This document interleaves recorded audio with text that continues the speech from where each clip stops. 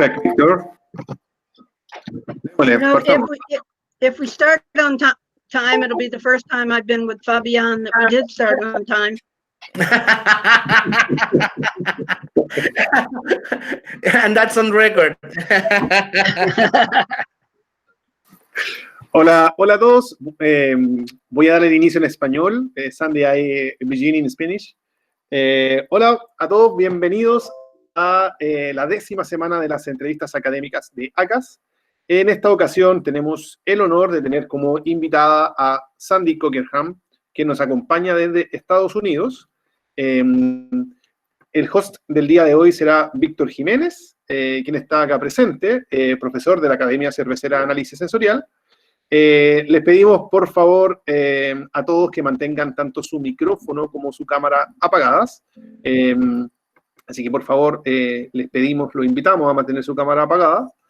Los invitamos a hacer sus preguntas. Yo le voy a decir por acá. Entonces, está explicando la metodología, la forma en que vamos a funcionar el día de hoy. Tenemos preguntas que hemos recabado a través de nuestras redes sociales, tanto de Instagram como de Facebook, que vamos a estar haciéndole a Sandy. Así que, sin mayor preámbulo, lo dejo con Víctor y con Sandy. Sandy, thank you very much for your time. Very good to see you fellows again. And I've seen a few of the ladies that I know from Mexico and South America pop in. Well, Sandy, this is the 10th of our academic interviews. So we are really, really happy to get to that number. And we have a lot of awesome guests, and it's really nice to have you here. So I'd like you to introduce yourself. Tell us a little about yourself. Okay. Sandy Cockerham. I'm a lifelong native of the state of Indiana, right, sort of almost in the middle of the United States. I've been a BJCP judge since 2012. I took the exam for the first time prior to the current structure. So I took what we call the legacy exam, which was 10 questions and 4 beers. And this was done in 3 hours. And it was a pretty strenuous exam. Part of my education is that I'm also an attorney, and thus I've taken a couple bar exams, and the rigor of the initial exam to do well was sort of that kind of stress and the time in your 3 hours to perform and to put your information down. My education also includes degrees in chemistry, so I love science, so that really helped me. When I first started brewing at home in about 1988, and I first started brewing beer because my dad would tell me stories when he and his brother were young men that they would make beer at home. And of course, in the United States at this time, brewing was not legal.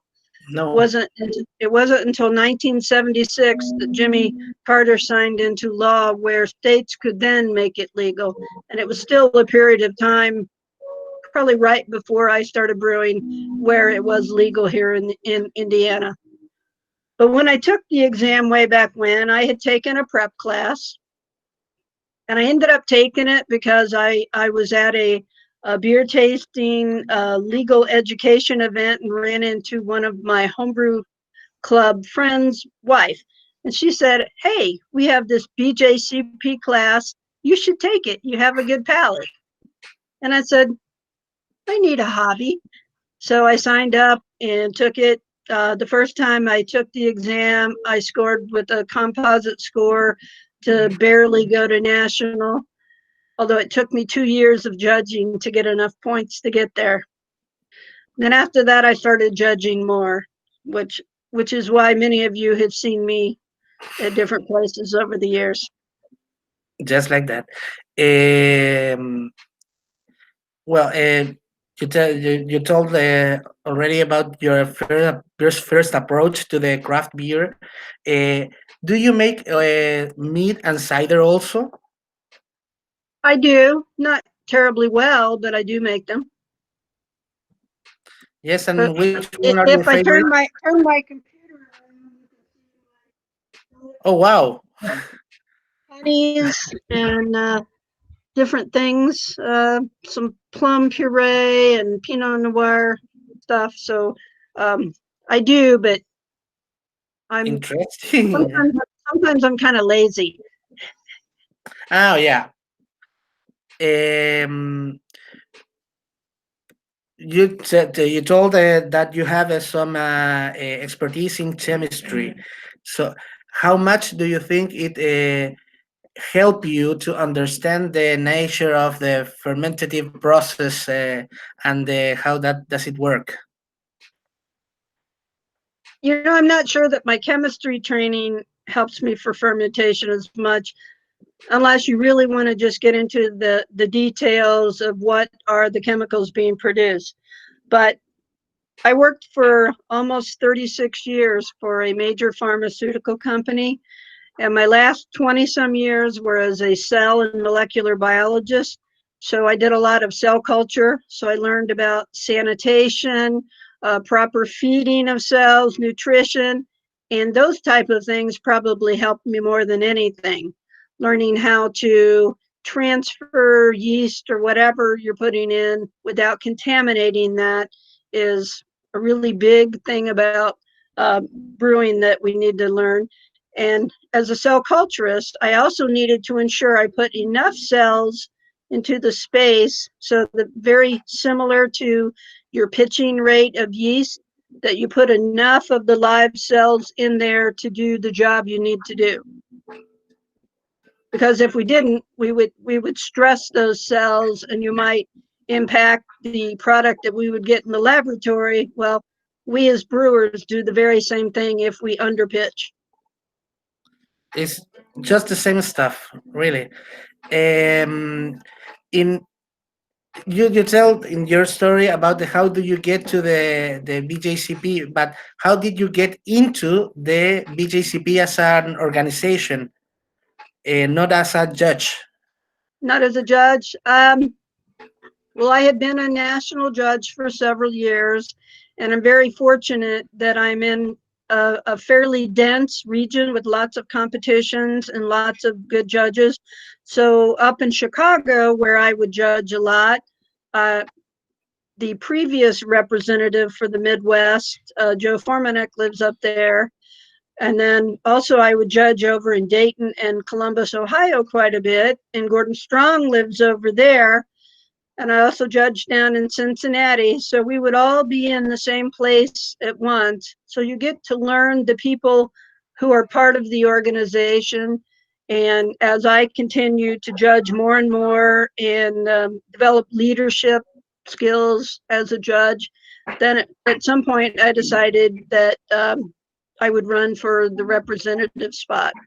So I'd been a rep for a short period of time. Actually, let me back up.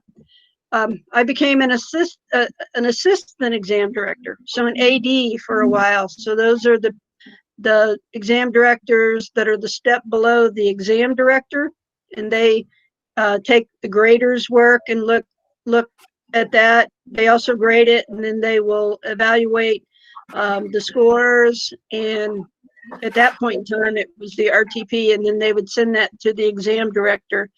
For you guys, the two you've been most familiar with have been Scott Bickham, who's retired now, and Agatha Feltus. But I wasn't an AD very long when Susan Rude, the lady who had been for many, many years the associate exam director, who would send the pins and the cards, decided she was going to start a meadery, and she wanted to retire from her role. So Gordon asked myself and Gail Milburn, who's a good friend of mine, if we would take over Susan's role. That's why most of you who get a pen would have most likely gotten it from me, but also you might have gotten it from Gail. So just learning people and getting known in the BJCP community and by the officers is really how one becomes that. You may not become an officer, but you become part of the team when people realize that you care about the BJCP, you have useful skills, and that you're dependable, and that they could ask you to do a task and you would get it done. That's sort of, I was trusted. So that's how I was asked to come and help. Perfect.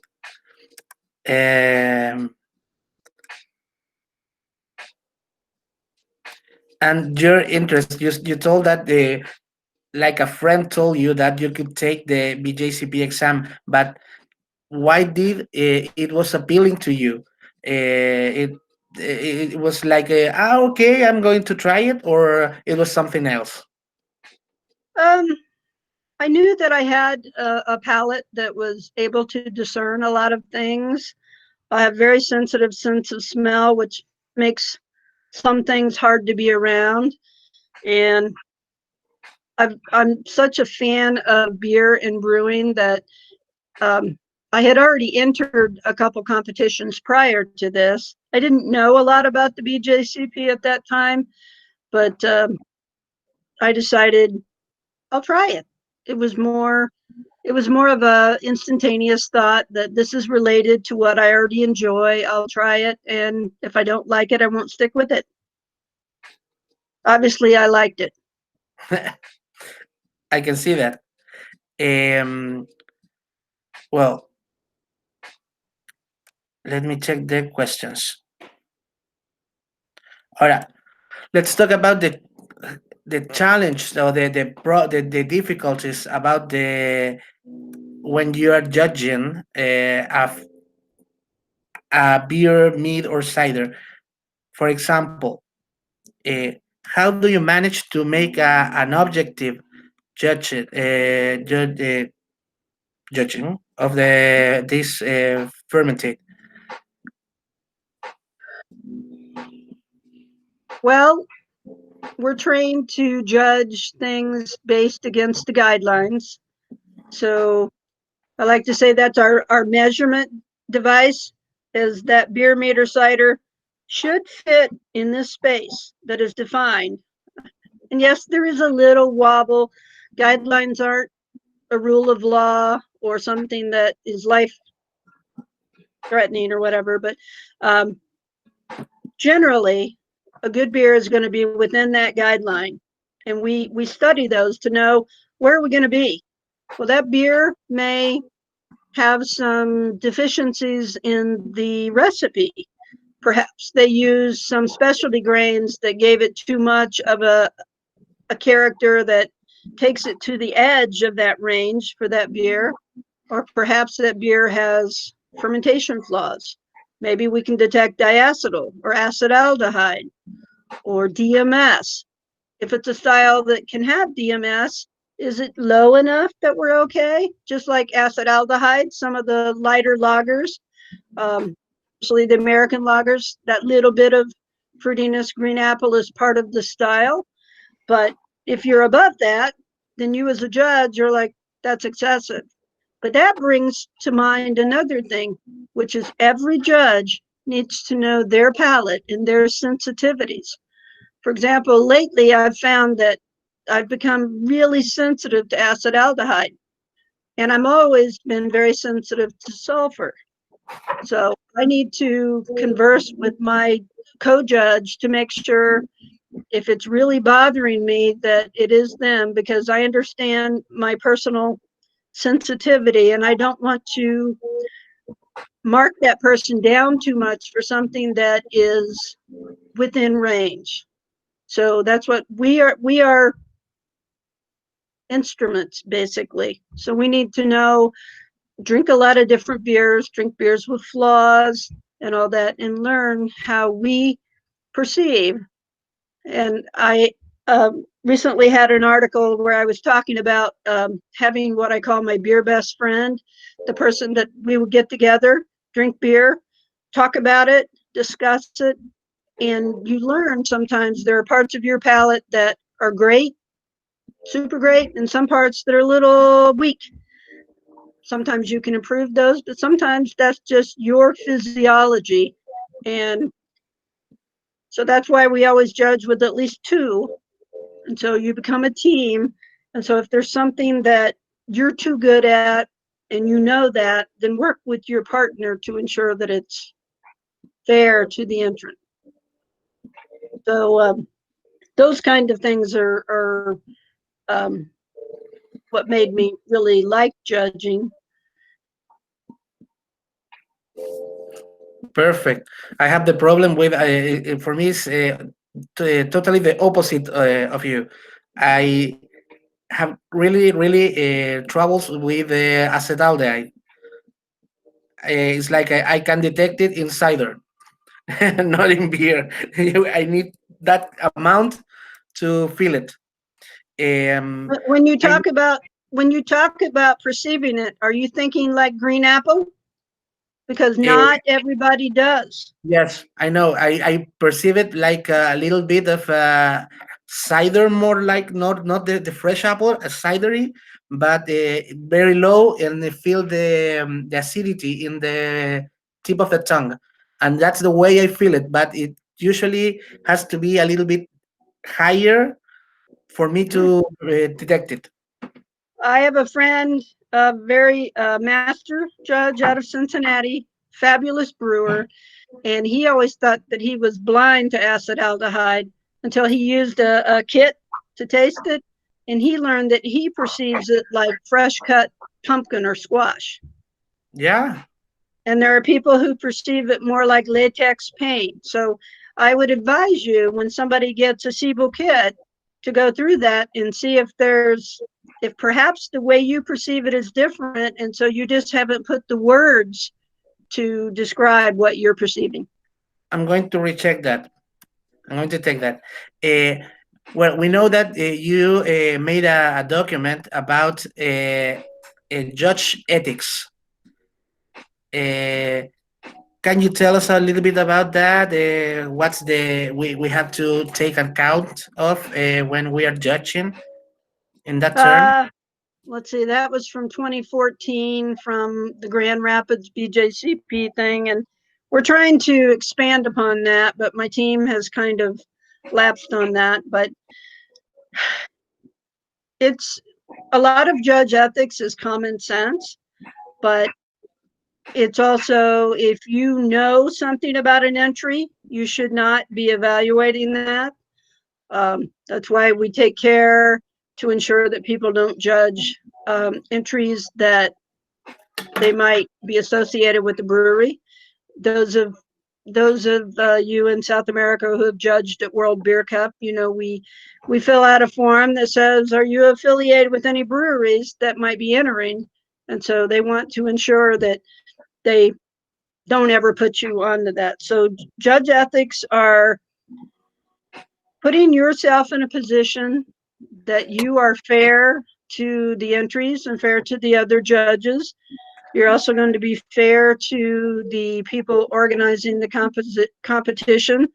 For example, when you figure out that a jalapeno wheat beer won, you're not going to put it on social media, Facebook or Instagram. You're not going to take the role of that competition to announce that and ruin everybody's fun for the award ceremony, because I've attended a few of those and they're a lot of fun for the winners.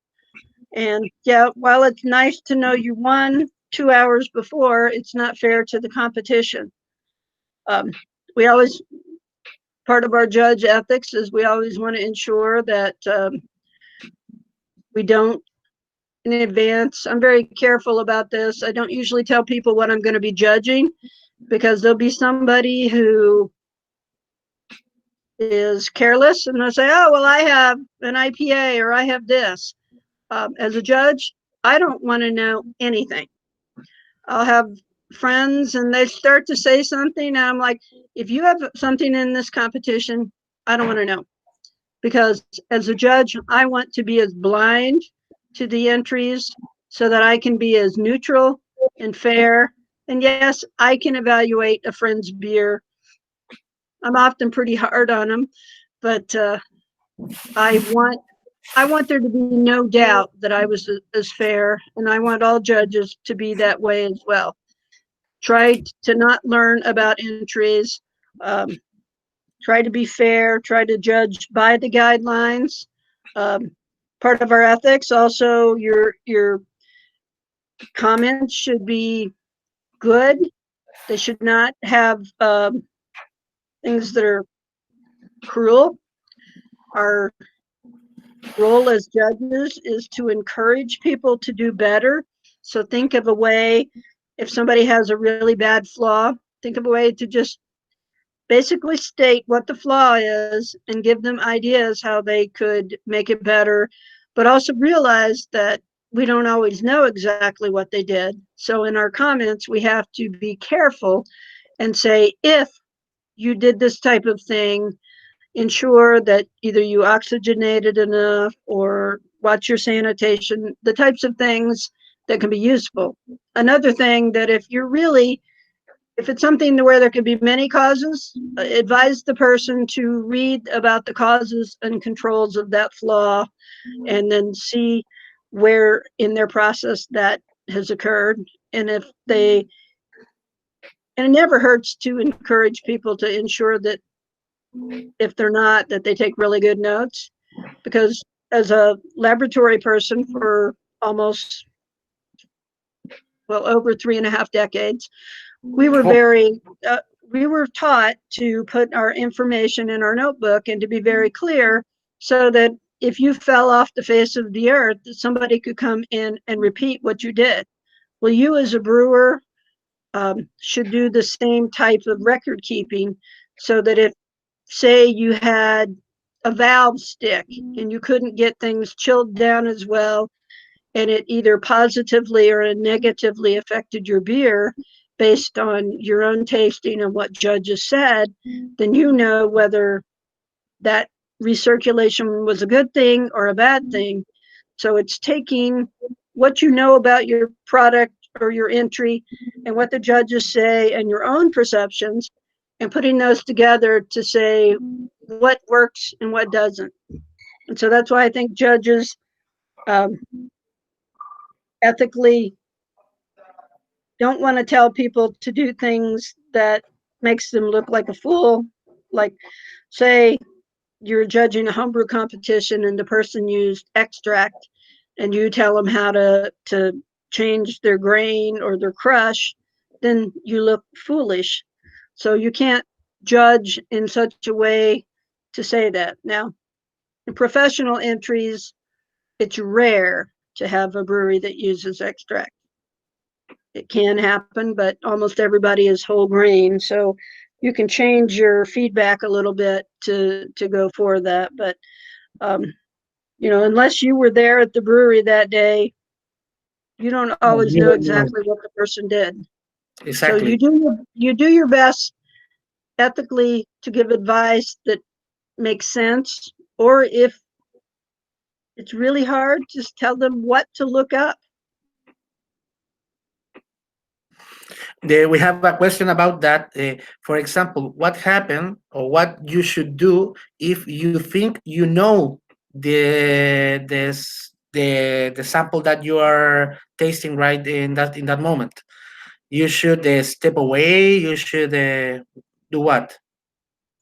If you were really positive, say you're in a small geographic region and it's highly likely, you can ask the judge coordinator or the organizer if you can step away. I have attempted to do that and then been asked, and this was a time when they were low on judges, and they said, can you ethically evaluate it? And I said, yes, I can, but I felt it was my role to tell you that I might know who this was. But at World Beer Cup and at GABF, they always tell you, if you think you know who it is, you're probably wrong. Because as much as we think we're so unique, imitation is the most sincere form of flattery. So this brewery may be known for this style, but somebody over one country or one state over may say, I really like that. Let's try to make ours. So unless you open the can yourself, you're not really sure what you have in front of you. So as long as judging is blinded, I think ethically you can go forward and do a complete evaluation. But if it does bother you, the judge coordinator and the organizer is always there to help you. Perfect. Here in Chile, it's not that big, so we had that issue a couple of times. That you know that, for example, just 2 or 3 breweries make smoked beer, for example, in a commercial way. And I know one of those. Yeah, that's the point. But like you said, it is our duty and role as judges to do it in a professional way and an ethical way. I believe that. For you, what are the attitudes or character points that every judge should have or should develop? Honesty. A judge should write complete, detailed descriptions of what they're evaluating. They should ensure they evaluate the beer in its entirety. They must discuss the malt, the hops, and if you can't perceive any hops, you should tell that brewer that you can't. Now, in certain styles, that's to style, but if you judge an IPA and you say, I can't smell any hops, then you need to discuss that that's not correct. But always tell them how much of something you're getting. That goes to the whole aspect of a beer style. It also can play into a beer that has been packaged too long. So oxidation could be coming to play when characters that should be more are starting to dampen or get lower. So a judge should tell them what they perceive, try to do it in a way that is polite and constructive about flaws. We don't want to discourage someone to stop making beer. We want to encourage everyone to making better beer. Even the best of the best beers can always be better. Gosh, you guys are asking the hard questions today. That's my kind of aspect. I expect judges to be willing to converse with their co-judge. If they disagree about something, don't be rude. Have an actual conversation. One of you may have sensitivities, one of you may not. One of you may be mistaken about some aspect of the style or a flaw. And we're human. So yes, these mistakes happen and differences in our skills happen. Perfect. I want to talk about the new technologies, the change of, for example, the instant I forgot the word, but the thing that you can transmit it alive, for example, at judging, in the thing that you have the cell phone and you can take pictures that you can kind of upload to the web in seconds. How do you think that this affects the work of the judges, and what ethical challenge put this on the table? I don't think that technology changes what the judge does for evaluation. That's still all here.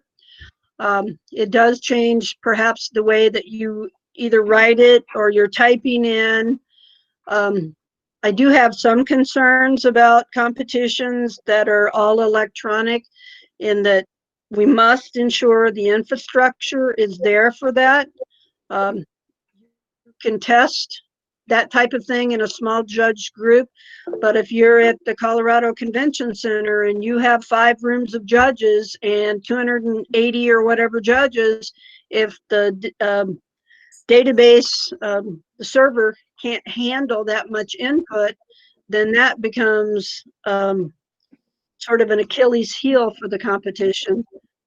Any competition should always have paper backup available, so that if you were going forward with electronic, and personally, I'm not crazy about taking my personal device to some place where beer can be spilled.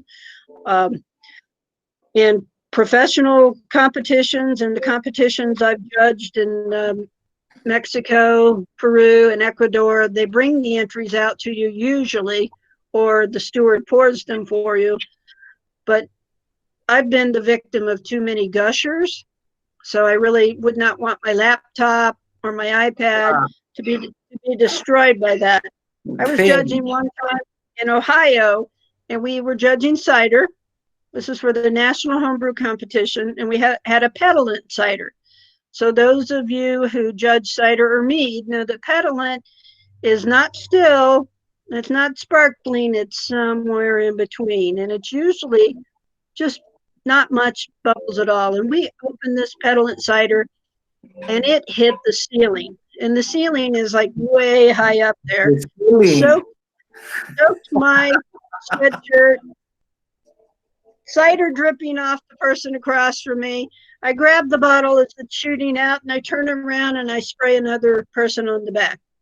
We ruined our score sheets. Imagine if we'd had a laptop or an iPad there, or our cell phone, and we're all so dependent on our cell phones. Yes.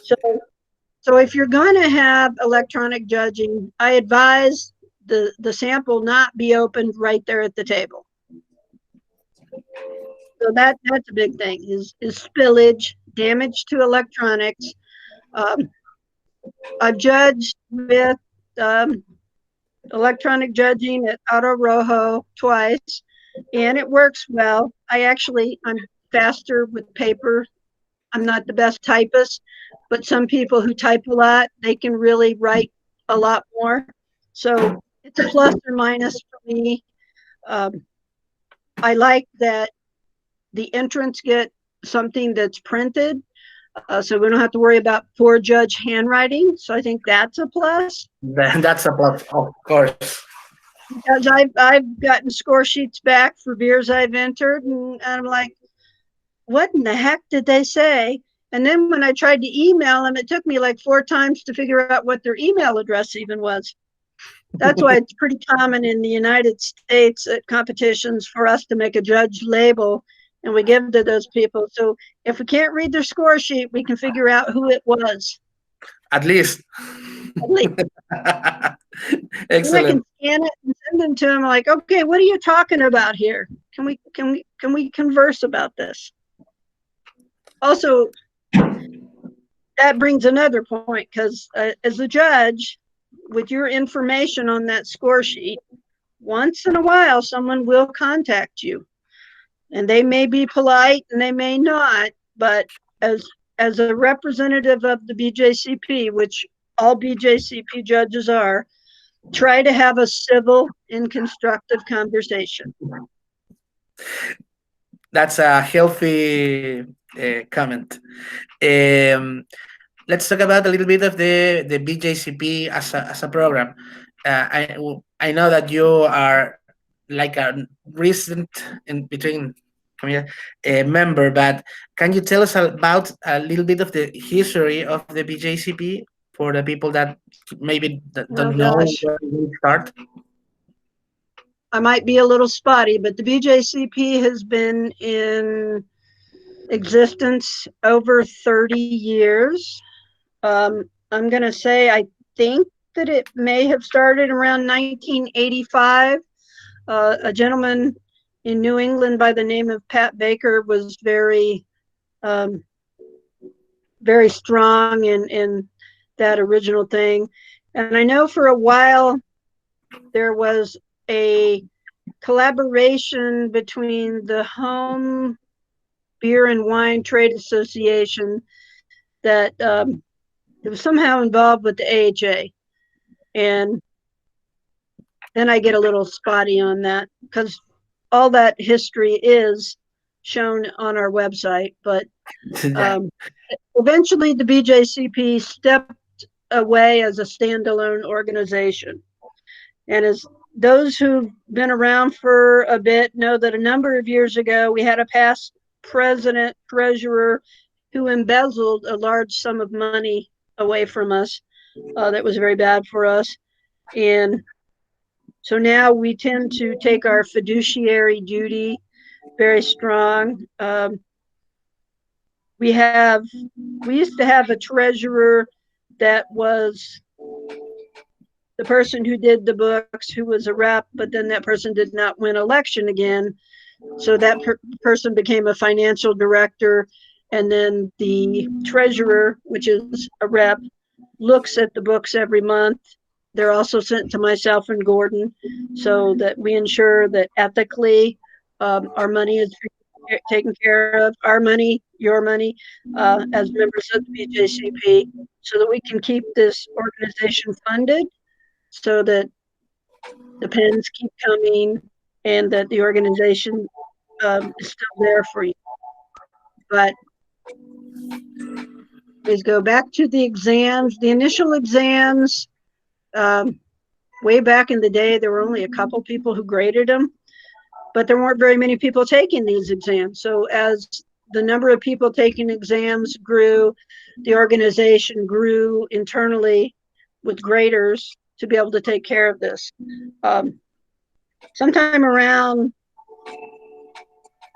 2000, I don't know, 8 or so, they decided that it was time to think about changing the exam structure, because as one of those early graders, initially everybody took the written and the tasting portion. Some people are very good judges, but they're never going to be a national judge. And some people who could be judges weren't passing that written portion. So they redid it to try and change the portion where they created an online exam that would allow to figure out what's a bare minimum of knowledge you need to know about beer and styles and the BJCP to qualify you to take the tasting exam. So most of you in South America would have taken the later exam, where the online is how you get in. In the old days, everybody was thrown into the deep end of the pool and we figure out if they could swim. Now the BJCP, through the new exam program in 2012, allows you to figure out if you have some basic skills, and then we test you on your judging portion. Most of you know, last year we expanded our representatives to allow more for international. So the current Northeast rep, starting to get some feedback here. The current rep will become the Latin America rep, and then we just had a new election that will give you a representative for the Northeast that will be based somewhere in the Northeast part of the US or Canada. We'll have the new rep for the Europe, Middle East. Got to think what that stands for. Middle East, Asia group. We'll have an Asian Pacific. That last part's Australia. Sorry, not doing well on that. We'll have Asia Pacific, and there should be 4 new reps. And you should all be hearing that very soon. So that means we're going to go from 7 to 11 really quick. We were asked by international members to give them better representation, so we did. But it was hard to figure out. But since international growth is so vibrant, especially South America, everybody is very excited about the BJCP, and we love seeing that excitement and the interest as people want to join up and become judges. Awesome. And we see that in every competition that we attend to. For example, the number of competitions here in Chile, in Argentina, in Brazil, they have like 5 or more. On the small countries like Paraguay, Uruguay, they also start to make their own competitions. So it's really growing here. And one of the questions was is what are the objectives of the BJCP, and how do you manage to accomplish them? Well, the BJCP is all about education on beer styles and analysis of that. And, you know, we don't run competitions, but we do certify those. And certification requires a competition to do certain things, one of which is to have blinded judging. The second is to provide feedback to the people. Something else that's leaving my brain. But education and styles is our main thrust in training judges. You know, we certify judges, so we have our exams that give people a way to say, I have enough knowledge to do this.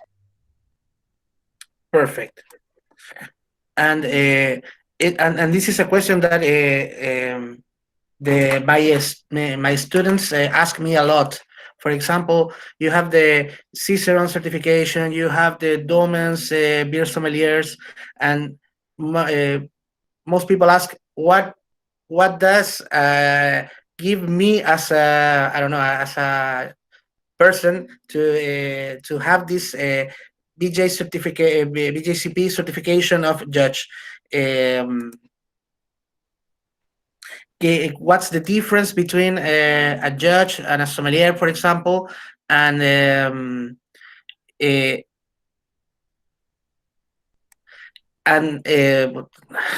¿cómo planteo la pregunta? Give me 1 second. Some people think in the BJCP as a certification and not as an organization. Like it's not the moment thing, is a well-established organization that is work towards education and the certification of beer knowledge of styles. So how do you express that to the people? Well, we know Cicerone came later, and they use our guidelines because Ray Daniels is a national BJCP judge and really super nice guy. I think their focus is a little different. They certainly learn the styles, and they learn about flaws and what the style should have. They also learn how to ensure that your taps are clean, how to pair beer with food and that type of thing. So they have a different focus. They're more focused towards the customer front part, whereas the BJCP, and I would say that the sommelier is probably more thinking about how do we interact with the customer to give them the best experience with beer, to enjoy the beer the best that they can. The BJCP primarily is to educate our people about the styles and judging and to evaluate beer. I mean, that's really, when I think about BJCP, I think about how do I evaluate this beer? How do I decide if it's meeting the style? Does it have some flaws? Is there something very small that could make this beer world class? So I think that the organizations are very, very overlapping, but we really have that beer evaluation part as our own. Cicerones do, and sommeliers, I've judged with them, but they tend to have a slightly different viewpoint on maybe this is more of a commercial success kind of beer, whereas BJCP judges tend to look a little closer on the style and the flaws. And so we have sometimes a smaller view, but then occasionally you get those judges who are Cicerone also. So they'll have a little broader view. Awesome. That's a really, for me, for example, as a teacher, it's a really recurring question that the people ask because they don't see how different are or how complementary could be. They just see a certification and they say, how does it work for me? So Well, it's it really depends. It depends, if they're going to be a beer rep and they're going to sell for a large group that imports things in, then they want to know more about styles and what's going to work in restaurants and what are going to be things that the consumers are going to like. So maybe Cicerone is better for those people. If you have somebody who's just very focused on restaurants and beer bars and selling, perhaps sommelier is good. But if you really want to evaluate beer and know if a beer is quality, if it's to style, I'm going to argue that the BJCP is the way that's going to go. So it really depends on what your students want to do. And if they want to do it all, then take two. yes, that's the idea. For example, I'm a beer sommelier and a BJCP judge, and when I tell my students, I tell them that I took the BJCP because it's a really strong tool to talk to the brewers and give them a really a valid evaluation of their beers and what are they doing, and or if they want to compete, in which category they have to put their beer on. So for me it was like I didn't want to be BJCP because I didn't want to be the bad cop when I was a sommelier. But when you use the BJCP as a really good and strong tool, it's really, really strong and powerful. But I would argue, as a sommelier who has input into what the business you work for is buying, that BJCP training and the evaluation to know that somebody's not making very good beer really does help you to help your business, so Yes. that they're not buying product that is not going to be popular, because nobody wants to make an investment on something that sits in the cold room and doesn't get sold. Yeah. Um, we have a lot of questions, so I'm going to try to take a few. I'll try not to blather on so long. For example, what difference are in the case when you're judging beers, meats, and ciders? Well, they all have their own specific guidelines. So, beer, I mean, balance is important on all of them. In meat and cider, you definitely want to discuss the balance of sweetness, acidity, and tannins to ensure that you have that balance. In beer, the balance can be different. You'll have, the balance between Peter. malts and hops, or sometimes in acidic beer, it could be between a fruit character and possibly the acidity.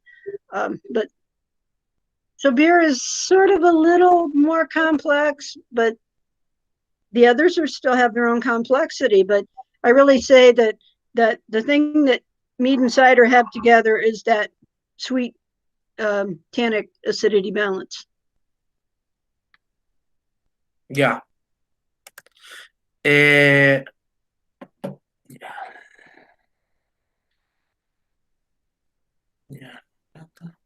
yeah. Yeah. Further, we're going to like talk a little bit more about the ciders and hydromels, but we are going to get back to the BJCP. So, how do you manage to be invited to a competitions once you are a judge? Because when no one knows you, it's really difficult to get a spot in a competition. So, what do you recommend? It is different in South and Central America because competitions do tend to be invited. In the United States, most competitions you can sign up and go. There might be, well, we have the BJCP calendar. So on the website, I might look and I say, oh, look, there's a competition in Cincinnati. And then there's a link and I go in and I sign up for them. So if there's something within 3 hours of driving and I have time, I'll usually sign up and go. The examples in the US that are different, that are invitational, I judge at the Festival of Wooden Barrel Aged Beers in Chicago, and that's invite only and mostly industry people. I judge at GABF and World Beer Cup. But almost all the others are, you sign up, and if you're a judge and they're not flooded with judges, so if say twice as many judges signed up as they needed, they'd probably take the higher ranking ones only. But if you're a strong certified judge and they know you and you've judged a lot, you may get to go too. But rarely in the United States do they say we don't need you. That's a really good thing, because here it's really tough to be invited. So mostly you can, like you can get your quote to be in 1 or 2 competitions a year, and that's it. It's not much. Well, Uh, and sometimes there are people, and if they don't have a competition in their area, or say they can't get invited, volunteer to be a steward, volunteer to be part of the thing. It's kind of like that. Once they know you and they know you have some skills, then you have an opportunity to be invited in the future. Also, on the homebrew side, people can run small competitions. Say you're in a homebrew club in your town and you have 20 brewers that you can have a small club only competition. Somebody who is a BJCP member can register it, so they get a $5 discount. I don't know what that comes to in your currency, but there are people who get experience that way. They just for example, in that case, you need to have a national judge to sign up for that competition, or you can do it with a certified rank. Absolutely. Perfect. That's nice to know. So you just need to do what the BJCP rules for certification say. So you sign up, the judge coordinator can judge as long as they don't have knowledge of what the entries and the person are. So some judge coordinators make sure they know that, so they don't judge, but they just put their judges in the right spots. You want to have written feedback. You're going to use guidelines. They can be the BJCP guidelines, but they don't have to be. Say you want to do something with beers that aren't necessarily in styles that are known to us, you could write your own. So written guidelines, written feedback that goes back in a timely manner, and blind judging, and pay the money, and you have a competition. Excellent. How do you manage to get to be a part of the direction of the BJCP, or work for the organization? Well, for the BJCP, it's being part of the board, one of the officers, so that, but I will tell you that there are people who are none of those things who will send emails to the board or to the competition directorate or the education directorate, and if they have good ideas that make sense, then those are possible. I mean, if something makes really good sense, we want it. But as far as moving the organization in a direction, it's really being part of the board or the officers. Yeah, perfect. How, for example, when you have to make a decision about the organizations and stuff, how do you work with the voting system? All you have the same weight when you vote, or The reps, yes. And we've gone from 7 to 11. So generally, we would only meet in face-to-face once a year at HomebrewCon, which of course won't happen this year. We do a lot of our work via emails. So we have our own list group. And so let's for example, Gordon will say, we got a proposal to do this. He'll lay it out. He'll ask for discussion. We'll discuss on it. And then once we've gotten our ideas out there, then we'll say, well, I'd like to call this for a vote. Somebody would second it. And then the whole people would go through and say whether they thought it should be yes or no. pretty easy. These are Fabian questions. How deep? I don't know. You think that is the democratic exercise in the decision making of the organization? It's you said that everyone has the same weight in the voting, but in the resolution of these themes and these votations, it's democratic. It's democratic. How do you apply them? When you took a decision, or you're going to you vote for something, and you have to apply. Say we're gonna vote to change. This is right before I became a rep. Vote to change the exam structure. So the exam directorate came up with some new ways that they wanted to change it, have the online exam. Then the reps were asked to read and see what the exam directorate said and then vote on it. And so once that came, generally, whoever, if it's something that's going to be done by the exam directorate, they would then apply it. Or say it was the competition directorate wanted to change in the way that things were done, they're the people who would apply that. So the board doesn't do everything. There are people who are the arms. So the board, in some respects, the board may be the head, and then we ask the hands and the arms to do the work that is under their purview. Yeah, this is a tough question. Don't hate me. For example, here in Latin America, we have faced some issues about people forcing students or wannabe judges to take a course to get a space or to get the chance to take the exam. How do you work with that? How do you avoid that kind of practices? I have heard about this, and I know that it's a cultural thing, and I, as a BJCP officer, I don't exactly like it.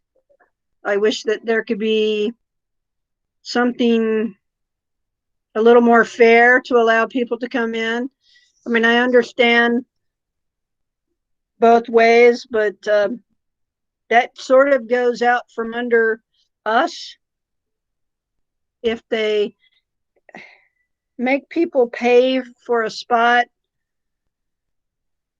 directly. that's probably something we go against. But if you have to take an intro class, it may be beyond our ability to stop it. It may not make me respect them as much, but it may go outside of our abilities to keep them from doing it, especially outside of the U.S.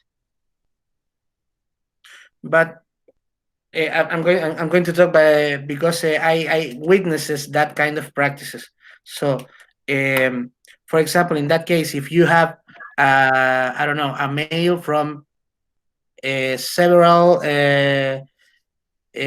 people that want to take the exam, but they couldn't do it because the this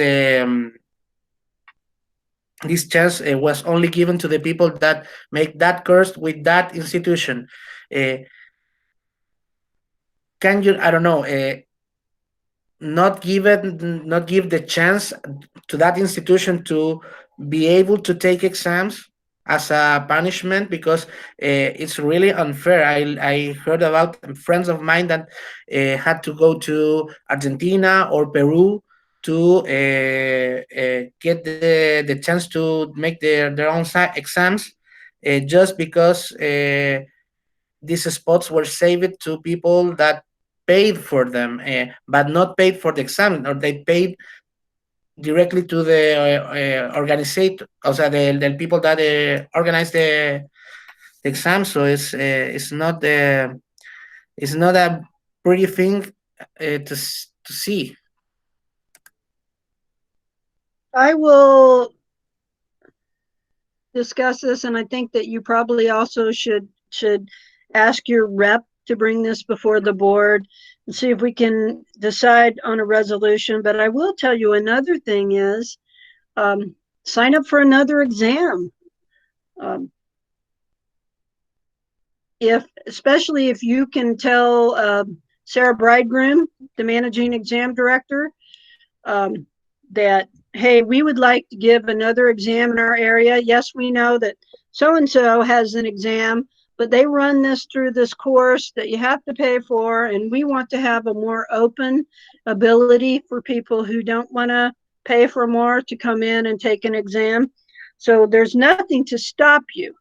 As far as the other, yeah, we're definitely in a gray area where, Yeah, I know. somewhere between right and wrong. And personally, I don't like what it is, but I'm not sure if we have the mechanism to stop it. You know, one thing that I told you earlier, I'm also an attorney who never did practice, but I still am one. In fact, you can see my diploma up there on the wall. Yeah. Sometimes we would say there's no remedy at law. That means there was something that was wrong, but we don't have any way to address it. And we may be in that spot now, but certainly have your rep throw it before the board and let's talk about it. And if we can figure out a way to make it more fair for people around the world, then we'll try to figure it out. Perfect. Thank you, Sandy. What do you think that are the challenge in adding the pandemia issue, the challenge for this year for and the next year for the BJCP? Well, we've seen exams and competitions canceled. I'm a judge coordinator for a competition in Indianapolis that does 1,500 entries on a weekend, and we just canceled that. People are very sad. I've had to cancel an exam. I had an exam I was supposed to go proctor. I mean, I probably was going to judge 25 to 28 competitions this year. I have 4 so far. So everybody is seeing a downturn. So that means the BJCP will have less income for exams and competitions coming in, but we are most importantly, trying to give guidance to our members. Gordon's had a couple things about how we as an organization are trying to be flexible for those who've had to cancel competitions. You tell us up front, they will either move your date for you or reimburse your competition fees, but you have to tell them in advance. Don't wait until a week after the competition and say, oh, hey, we didn't do it. Well, at that point, it's sort of like tough luck. So we're trying to be flexible for the members. There are a lot of people in the BJCP who are working on ways to judge in video form. So that would require 2 bottles going to judges in separate houses or buildings. We worry about bottle to bottle variability. So we tell the brewers, home brewers, professional brewers up front, ensure that your packaging is as consistent as possible. And then you should ask your judges, hey, keep them in a cooler at the same temperature, take them out at the same time, so that as close as we can have, you are experiencing the beer as close as we can have it under these times. We know these are different times. I hate that when you get those emails, all those phrases people are saying, but we in our lifetime have not had to deal with the pandemic, especially in the US. I know there have been certain countries where there have been types of diseases that have caused lockdowns and stuff, but pretty well everybody's affected now. And so we know that for a while, competitions aren't going to happen like they were. So we're trying to give people ideas, but remember, the BJCP certifies competitions, but we also want our judges to be safe. So we do give ideas. What we talked in the beginning, yes, and that's really important. And for example, for you as a representative, how's your relation with your representative, with the judge that you work with you? I support the state of Indiana, Illinois, Missouri, Kansas, Tennessee, and Kentucky. I hope I didn't leave one out. And I try to judge in all those states. And so I go to all those places. Down in Tennessee, that's where I met Art Whitaker from Milk the Funk. Judge often in Kentucky. I also do go out to Ohio and some of the states that are, and Michigan that I don't represent. So I have very strong relationships with people throughout the Midwest. And I do it for 2 reasons. One is I love to judge, so I go out everywhere. Also, I run a couple large competitions. I run the Indiana Brewers Cup as judge coordinator, 1,500 entries. I'm the judge coordinator for the NHC first round Indianapolis, where we might have 800 entries. I want people to come and support me. So all year long, I'm out there supporting them. I'm building those bridges to make friendship.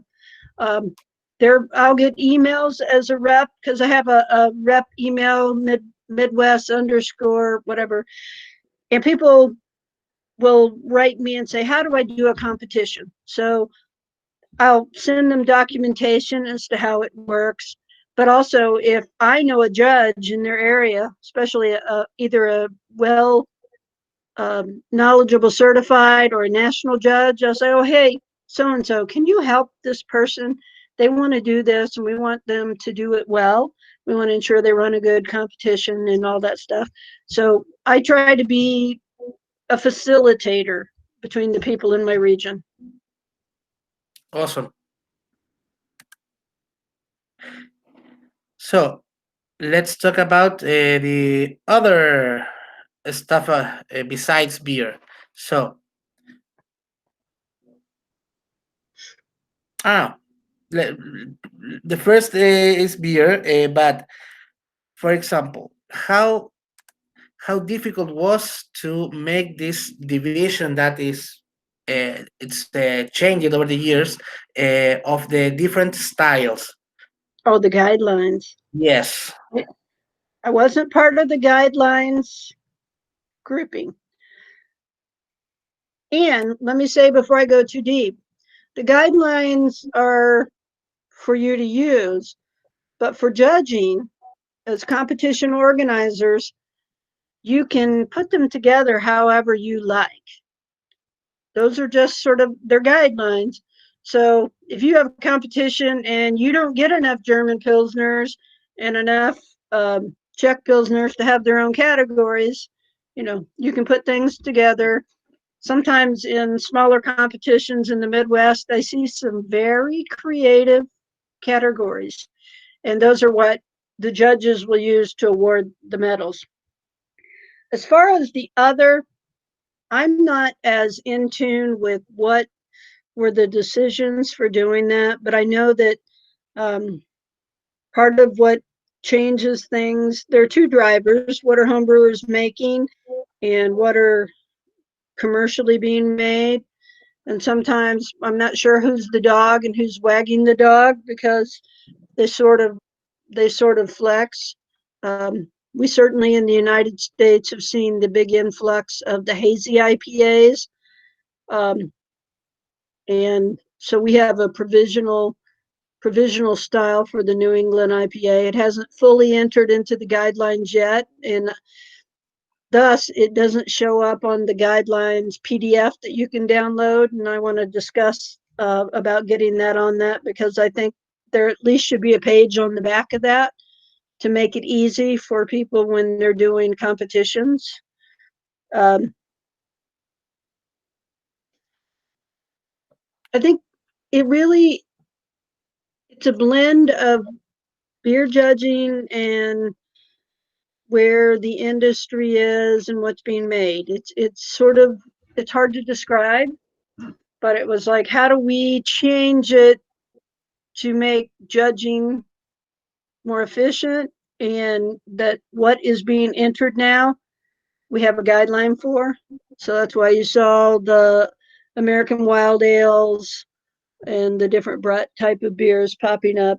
It's also why you see the local styles coming in. And occasionally in the US, I do judge an Italian grape ale. It's just not when I'm in Lima and judging Fabian's beer. And I know he's not the only one that makes it. No, I actually have a friend here in the United States who makes them. No, we saw in a couple of stores that you can find the grape juice from Chilean grapes in United States. So it was like a wow, they can make like I don't know, Carignan grape ale in the US with no problem. My homebrew shop gets in Chilean grape juice, and I have seen one of the breweries here have switched out to using a different type of grape juice for their grape ale. So it's interesting to see. I wish they do both of them at the same time so I could evaluate the difference. But yeah, that's something that's becoming of interest, and certainly in the mead world, and sometimes in the cider, we also have the Pyments where they're using those grape juices in the meads as well. So it's something as a judge that you may need to know more about grape varietals than you thought you did. Yeah, you have to broaden your spectrum. How do you define a well-made beer, a well-accomplished beer? Oh gosh. Well, it depends on the level you're speaking. I mean, there are beers I love, but they're not going to do well in a competition. They're well made, they're cleanly fermented, but they may not fit the style. So you have that. Then you have the beers that fit the style in ingredients and hops and everything, but they have some fermentation flaws.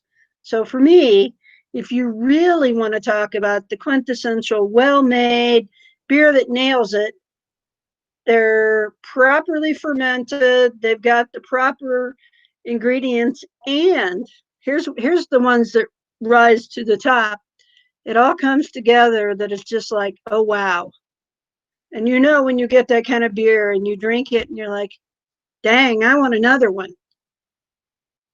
It was good. It was, say it's a Vienna lager and it has that classic malt character and it's just so good and you just want more. You keep it speechless, and then it is, you just enjoy the beer. Yeah. Well, I had One in San Peru in Arequipa. In my table, we get an imperial stout aged in mezcal barrels for 6 months, and it was like we all get silent. We look each other, and it was like, okay, this passed. No, we didn't have to cross any word. It was like, it is perfect. Thank you very much. I want the bottle. It's a lot of times when I'm doing a best of show, and you go through and you're like, oh, this one needs to leave because it has fusel alcohols. This one has unpleasant, roasty kind of character. And you just go through and you get down to like the last 6 or 7 beers. And there's one beer that nobody said anything about. And finally, somebody, and it's usually Gordon, is like, what about this one? And we're like, it's the best because everybody loved it. And wrap it up. For example, when you judged, what is your methodology? How do you organize your train of thought? How do you taste?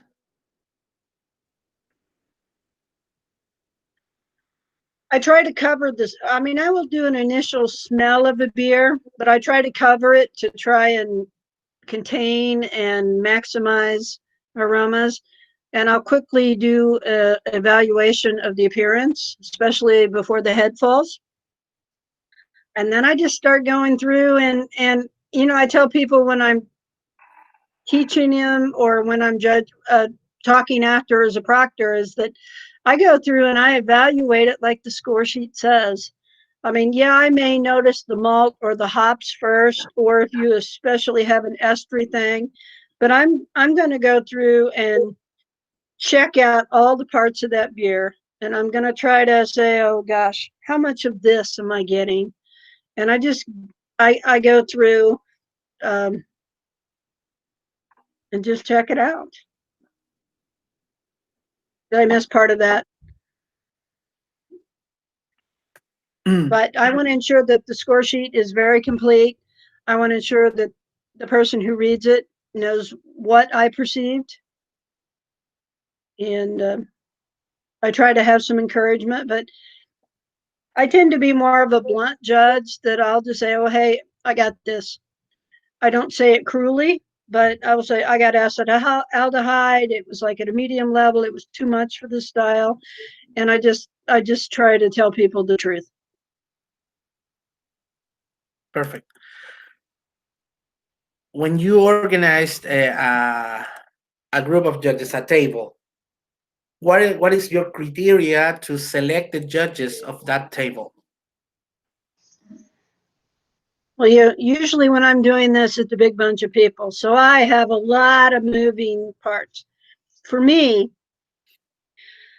and I might have 105 judges, and I make a list of my grandmasters, my masters, my nationals, and I go down, and then I start putting my certified judges, and I have some certified judges who are damn good.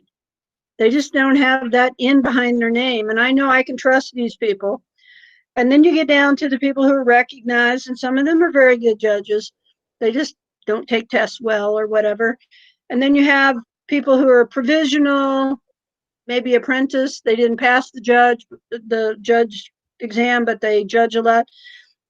And I try to take the least experienced and the most experienced and pair them together. But I also know my judge pool. So I try to go with personalities. I want to ensure that people are probably going to work together. So if I have someone I know who's difficult, I'll probably give them someone extra nice to judge with, just so you don't have a fist fight at the table. I want judges to enjoy themselves. I want them to do a good job, but I also want to ensure the entrants always get enough experience on their beer. So they may have somebody who passed the online exam and they haven't judged yet. And I put them with the grandmaster who's judged for 20 years, who's a really good teacher. And so between them, they end up doing a complete job on that beer. And two things are served. The beer is evaluated and somebody imparts knowledge to somebody coming up. And that's the whole way that I like to put judges together, that it's that top down, and then usually I have a lot of certified people together. There'll be occasional certified that I think strong enough and they can be with the recognized. But in my competition, you're not going to see two recognized judges together unless there's something really unique about one of them that I know they're really good, but they suck at test taking. Because some people do. Thank you. For example, it's usual to have water or crackers to cleanse the palate. What do you think about that? What do you recommend? I've been hearing more about some folks saying crackers aren't a good idea. I mean, I know that when I chomp some crackers, which sometimes there's some beers with so much roast character or an off flavor, you have to have something. But I also know that it sticks in your teeth, and then all the beers taste crackery after that. One thing I personally like, and I wish more competitions would offer, is sparkling water. And a brewery or a home brewer can make that with carbonating water. And so I like that. People always talk about you shouldn't drink coffee before a competition. I always do because I love coffee. But I also will drink a sparkling soda or sparkling water before, because I find that very palate cleansing. And in fact, when you go to coffee shops sometimes and you get your espresso, they will offer you water and they say, would you like still or sparkling? And sparkling to me is really great at cleansing the palate. For example, I read that some judges prefer, for example, these rice cakes. They say that they are milder in the taste. They don't have this toast or roast character of the crackers. Unsalted rice cakes are pretty flavorless. So yeah, they could be an option as well. Perfect. And then you're being kind to your gluten-free people. Yes, that is a one shot, two birds. Although you're gonna put them on mead and cider probably. Yeah, yeah. Oh, see, and I believe that for the newer judges, the problem is most the not the regular style beers, but the fruit beers, the spice, herbs, and vegetable beers. So how do you approach that? How do you work with that? You know, it used to be at competitions in the United States, when you're a new judge, they would throw you on spice or vegetable or fruit beers. And to some extent, I still will put newer judges on that, but with someone who's well experienced. I mean, those styles are hard to make well. It's easy to make them, but to really get where the beer still shows and the spice or vegetable shows and they work harmoniously. So I just would say practice, taste them, can you still evaluate the beer? Say somebody put ginger in something, is the ginger so strong you can't perceive the beer? If it is, you may enjoy it, but it's not going to win the category because they've lost sight of that balance of the two things. I mean, and balance doesn't have to be 50-50, but they both have to still be there. And it has to be enjoyable. But and it really it comes through practice and just tasting it. But that's also why when I'm matching people to put on those categories, I try to make sure that somebody's got some experience so that information, knowledge can be transferred to that person. Perfect. No, here in South America, we had this thing with the countries because, for example, here in Chile, we had fruits that are endemic, so they doesn't grow anywhere else. But if you go to Peru, you have a variety of fruits and stuff. You go to Brazil, and it's like 3 times that.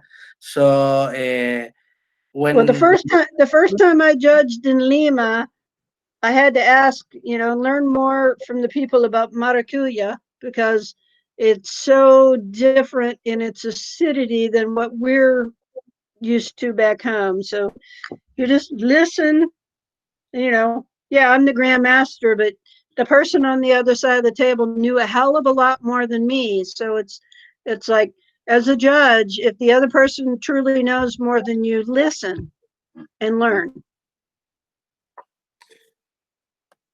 perfect. And now we're going to meats. What are the you mentioned it before that the difference and the balance between meat and beer are these 3 points in the meat that you have the tannics, the tannin, the sweet and the acidity. Right. And that really goes probably more to a traditional because when you get to the others, they'll still play, but then you've also got to balance the berry or the maracuya or whatever. And of course, in that style of mead, if you're a mead maker, you're going to pull your acidity additions down to balance with that fruit. Because if you say you made the perfect traditional and it had the wonderful balance, but then you added maracuya, you might end up with a product that has way too much acidity.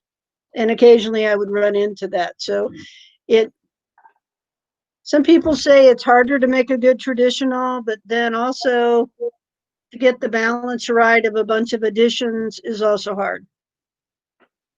So as a judge, you just have to there's part of it as a judge. I mean, I'm one of those mean judges who always thinks does it have any flaws, because that can take a lot of them out of contention right off the bat, and then you properly tell them what is there. But sometimes it comes down to, have they done a good job? And maybe the balance isn't perfect, but is it showing these characters that are pleasing? Do you get the honey? Can you smell some honey? Can you taste it? Is the balance, the feel on your tongue, is that pleasant? I keep seeing names I know pop up here with questions. So yeah, mead is very different than beer in that, your ingredients are, honey's always in there. And a lot of times you'll get someone and they make a fabulous mead. You can't tell that there's honey in there at all. We call those a fruit bomb because they've done a wonderful expression of berries. But I'd still like to know that honey is peeking out there a little bit. If they're using orange blossom honey, I want to get a little bit of that varietal character. Talking about that, for example, when the meat maker is using monofloral honey, how can you make objective and effective judging of that meat without knowing the characteristic of the honey? Well, there's a lot of internet activity if you have Wi-Fi or a signal, trying to look up a honey that you're not familiar with. I mean, I've done it a lot. I remember the first time I ever judged mead. I was not a mead judge yet. I went to the NHC finals in Minneapolis, and they said, "Oh, you're judging mead," and I'm like, "What?" But I had a little book, and it had all the honeys, and so we looked through it to help us on some of them. But if you really can't find anything about it, you just go on how well is it done. Is there some type of floral or something interesting? You do the best you can with the information you can get, and you really hope that the mead maker has told you what they need to. I mean, there'll be times in something, you'll get an entry in Pymonts, and they don't tell you what kind of grape juice they used. But in what point and I take one of the questions that our viewers did. Is the who has the responsibility to do that? For example, the organization has to ask to the beer maker, the mead maker, the cider maker to express, for example, if there's a monofloral or there is a fruit that they don't know, to write a little bit of a summary about that, or make it or send a sample of the honey, the fruit, the spice, the herb to the competition with that would be pretty sweet. I would say if you have an unusual monofloral honey, it is in your interest to tell the judges a little bit about that if your sample exemplifies that. If you tell us what the sample should smell and taste like and yours doesn't, I wouldn't tell it. Yeah. Because judges use the information they have. And so if you don't have any information and it's done well, you'll probably do better than if you have the information and you don't meet it's basically you're giving the guidelines. And if you don't meet them, tough for you. Yeah. It's like shooting in the shoe, in the foot.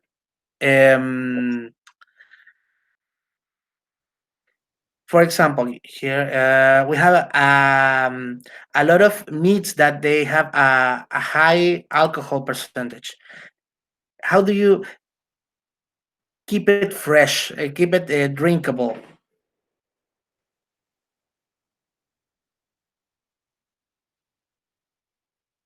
Well, you want your alcohol to be clean alcohol. And certainly, I talked about the acid sweet tannic balance, but when you throw in a sack mead with high alcohol, then you're going to have enough of body and other aspects to sort of balance that. Because if it's all alcohol, you might as well be drinking grain alcohol. And I don't think anybody really enjoys that. So it's balance shifts a little bit when you get that. So maybe you want a little bit more sweetness left. I don't know. I'm not a fabulous mead maker, so I'm not really the best one to do that. But certainly if the alcohol runs away with it, then it's not going to be enjoyable. In that case, if I were a mead maker and I had something that was very high alcohol but clean, I would probably blend something back in with it to give it more character. Because we know alcohol itself is just boozy, basically. When you are judging braggot, how do you make a difference between a braggot and a honey beer? What are the details that you have to take accountance of? Well, for me, I find braggot to be more like mead than beer. And I know that that's such a smart ass kind of simple thing, but um, I drank, let's see, where is this? I don't know where my little thing is. Oh. I have it pointed the right way. This is a braggot from Mexico. Okay. And I drank it the other day, and it was more, yeah, Fabian knows it. Who it is. Yeah. Chantal shared that with me at Aro Rojo. And it was more mead-like. You could still tell there was aspect of beer, but it was more of a honey beverage where you had warmer alcohol without being hot, and it was just very enjoyable. But that when you think of honey beer, and it really, most honey beers, depending on when they put the honey in, it really just boosts the alcohol with lower malt kind of presence. You really have to throw it in late. I mean, like almost whirlpool, and then hope that primary fermentation doesn't scrub all that out. So honey beers, usually I think of a lot of people maybe mashing a little higher so that residual sweetness and what aromatics you have left sort of give you the impression of honey. And I worked at a brewery where they throw in some honey malt too to try and boost that perception.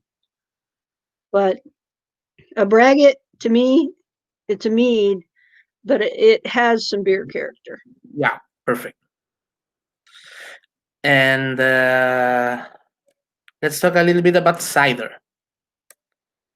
Yeah, I know that you were involved in the certification and make this certification. So you can tell us a little bit about it and how do you make this guideline? Well, it was kind of hard, but we were lucky to have, first of all, we had some industry experts, but they weren't always, two of them weren't always as fond of the BJCP judges and the way that we do methodology. But one of them was a wonderful man, and he and I have become friends, and he's now a BJCP cider judge, and he's going to take my meat exam in August, because I was like, Sicer is a mead, so you need to make both of them, and he keeps meads. But one thing that really helped us was getting a Grandmaster judge by the name of Michael Wilcox, who joined with the cider program. And Michael is a very, very fine cider maker and also Grandmaster judge. So he understood a lot of the way that BJCP judging works. So having him on board to get all of the guidelines written, cider guidelines, the evaluation looks very simple, but if you end up with apple varietals that you're not familiar with, then you're going to have to go and look. Some of the styles like apple wine, New England cider, those are very different. It's something that we're still growing into. Yes, I'm a cider judge. Am I incredibly knowledgeable about cider? No, but I'm getting there. But I do judge cider periodically. I actually was supposed to judge a big cider competition a couple weeks ago, but you can guess what happened to that. Of course. So let's check. Now, let's see the difference between mead and cider when you are judging the balance. Because I am a meat judge also, so I know that the balance is between these three elements. But in the cider, which elements are at play? Well, you have those three elements, and you want them to be pleasing. Now, In New England, modern cider or what do you call them? Left my brain. Hang on. I might be getting tired here, but let me see. Let me pull up my guidelines, guys. Where'd my BJCP guidelines go? I think my phone ate him.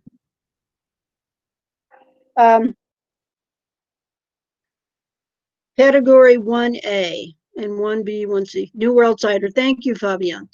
I don't know why that wouldn't come in my brain. That style allows more bright acidity. And that really is because usually those are made with table apples that are not the characterful apples. I mean, in the US, school kids, we would always have this red apple on our tray. It was a Red Delicious, and those were basically bred for shipping, not for flavor. So the juice that you might go and buy at the store, it tends to be a more flavor neutral kind of, it tastes like apple, but not super bright acidity. The tannic base is not really there very much. So the New World Cider allows for more brightness and acidity. Sometimes in that category, some people will enter and they'll state that they have a certain blend of heritage apples. And generally, when you have that, you probably can expect more tannic. So as a judge, you need to know that the kind of character you may get from those heritage apples. And I've judged both, if they tell you that there's more than that in, then you can allow for a more tannic base note in that cider.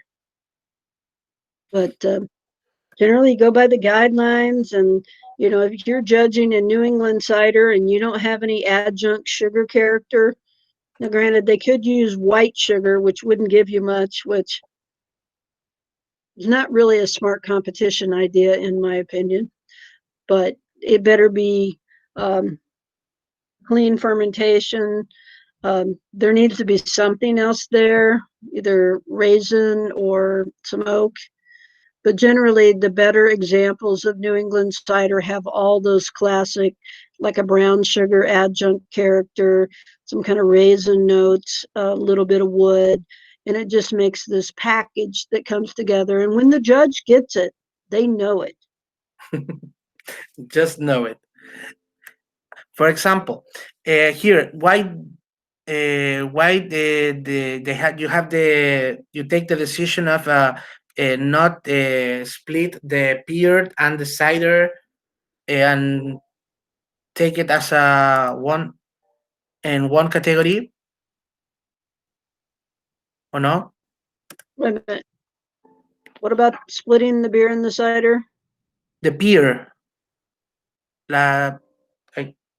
I forgot the name. Are you thinking of a graph? Oh, cider and perry. Perry. I forgot cider and perry. Why they're in one category? Well, number one, there's probably not enough of both of them to make single categories, but they are a very similar beverage from way back when. They just use a different palm fruit. Someone uses the apple, the other uses the pear, but they're still related under a certain category. So they're more like each other than mead or beer. Okay. And in the case in the cider, you choose to separate the sweetness in 4 levels and not 3 as you used in the meats. Why you choose to have this scale of intensity? I didn't do it, and if they asked me, I'd have them be the same. Yeah. And I would hope at some point in time that we harmonize that, because it's better for judges because they often jump between mead and cider.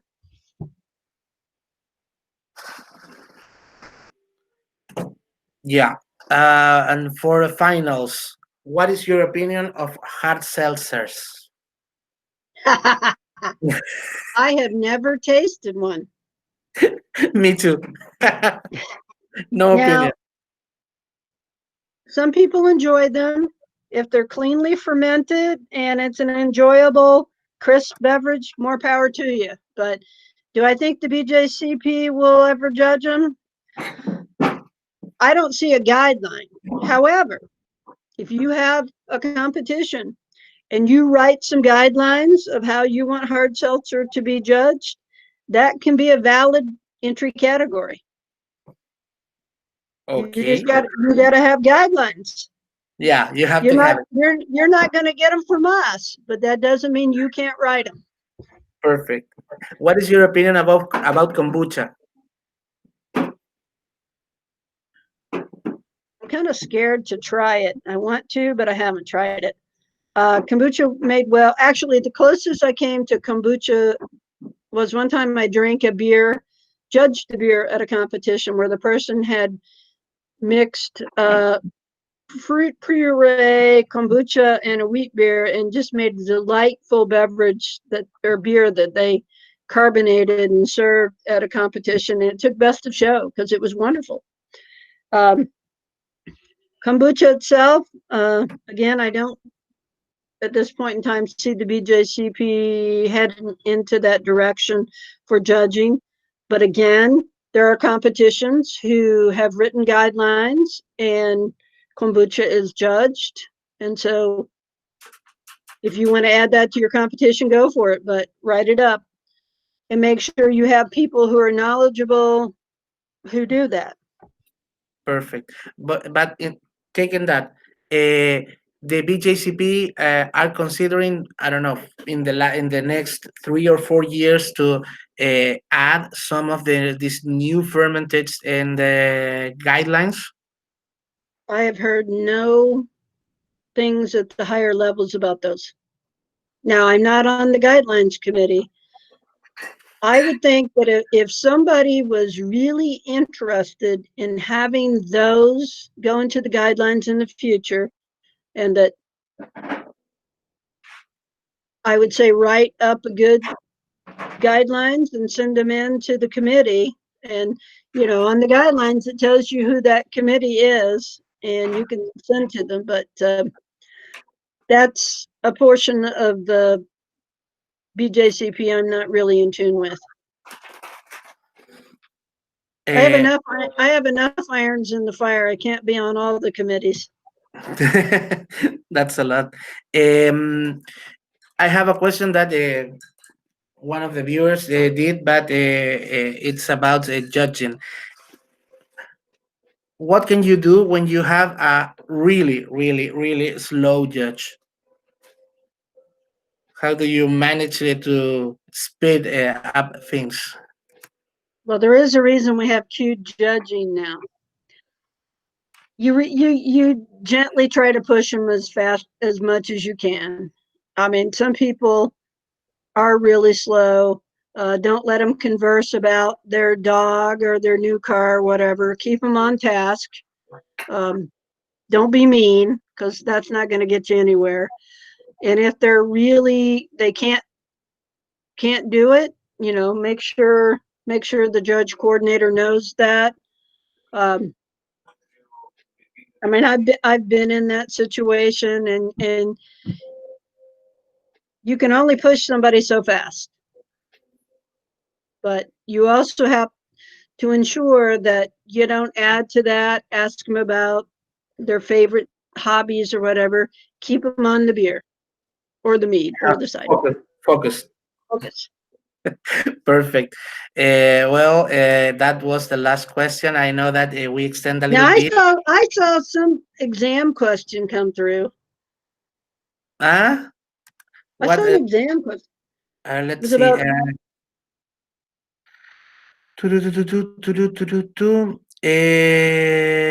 I have 2 questions. Are you up to it? Sure. Yeah. The first one was what is the most important items to give a very good feedback in order to challenge the brewers to improve their process? First of all, don't assume, because you don't know what their process totally was. You, So you don't said assume. Certainly, stylistically, you can give back feedback because the style is what it is. So if they've gone too high or too low on the malt character, hop character, all that kind of thing. Oh, now obviously, if you've got acetaldehyde or diacetyl, you can speak to fermentation character. If you really are in tune with the diacetyl, and if you notice that the diacetyl also includes some acetic acid, which you'll get sometimes really when the diacetyl is more formed from bacterial contamination, you can talk about that. But generally, I'd say go for it on the style, and then on the technical portion, don't assume something, but try and like phrase it in such a way that says if, and then just tell them, look up causes and controls of this character. perfect. And the last question, when you are grading score sheet from the judges as a proctor, what are the most common flaws that you see? Well, number one, they skip something. So they don't talk about malt or hops or fermentation character or something. Use that guideline. It tells you under aroma, it tells you what you want to talk about. Don't leave anything out. If there is no hop character, tell us there's no hop character. And in some styles, that's expected. But tell me as a grader that you paid attention to it. The other thing that I see a lot is they don't do the intensities, or they say it that it's like an intensity, but it's not really strong. Well, strong is a relative term. So I would like people to always say low, medium, high, or some bit in between, because that tells me as a grader, did you get a little, did you get a moderate, or you get a lot? Those are the worst things. Another thing that I notice a lot in people who study the guidelines, they'll say this style has medium to low to medium hop character, and they'll put low to medium hop character on their beer. No, that beer in front of you was some distinct amount. It was low, or it was medium low, or it was medium. It's not medium to low. That beer can't be doing this. That beer is one thing. So don't do that on your score sheet. And those are probably the biggest things I see. Now, I think if that you correct those, and don't be vague. You say medium malt. That's great. It's medium. What in the heck did it smell like or taste like? Was it like grain or bread or biscuit or caramel? You do those, for sure you're going to pass. Perfect. I You're have doing really well. from the people here, Marmac. He said that many judges tend to Marcelo. Perfect. They the sherry character, they put it as a fault as an oxidation fault, in not a complexity characteristic like in mead. I don't know. In my experience, it is a good trait. It's not a bad trait. I don't know. Meter beer. In beer en mead. No, ya. Nos vamos a hidromiel. En mead. So in beer, there are certain styles, big styles that are known to be aged, old ales, barley wine. Sometimes a little bit in the Russian Imperial Stout. I think of those sherry characters of being positive. In meads, Polish style meads, you really expect that sherry character. I don't see it as much in others. If the sherry character in any beer or mead starts to dominate, I think it takes away from complexity. And if you declare that that meat has an aging of 2 or 3 years, will you expect this? You might, you could age for 2 or 3 years and really keep oxygen influx down and not having that. But but if it's an experimental mead, Now, maybe, in that case, should be an experimental meal. probably. I mean, the Polish meads generally you expect a long aging period and some level of sherry. I mean, one time I was at the Mazer Cup and they were pouring a Polish mead that was just, it may have been sack, and the legs were about this long. It had lovely sherry character, but yet it had all this richness of the honey. It was one of those, oh wow, kind of beverages. Perfect. And we always make a different question to end our interviews. So, in your travels, and we know that you love coffee, and which is the place in the world that you enjoy the most a cup of coffee? Can I say my own house? But let me think. Usually when you go places, you don't get the best things. But when I was in Colombia, I did get to go to a local coffee shop and they had lovely beer. So I'm probably going to say my buddy Freddie and I at the coffee shop in Bogota. Yeah. But I love Central and South American coffees. Those are my favorite over African and Indonesian. Excellent. Thank you very much for accepting our invitation to be with us and to share a little bit of your knowledge about the BJCP program and these different guidelines that we used to work with. Thank you very much. Fabian is going to say the final words. So, Fabian.